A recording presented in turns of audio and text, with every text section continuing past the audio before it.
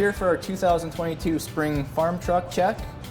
As always, we are doing level 1 North American Standard CVSA inspections.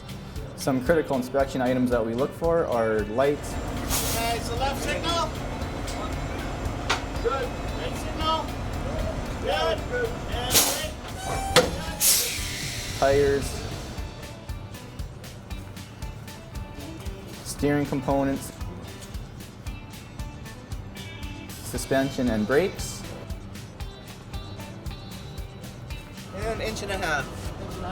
We had a good turnout this year. We had some trucks come in that passed inspection. We also had some trucks that had some issues that were promptly dealt with.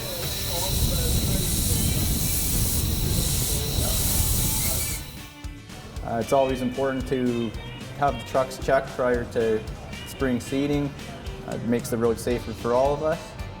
A big thank you to the co-op for allowing us to use their parking lot and also helping us with advertising and offering some incentive and some draws.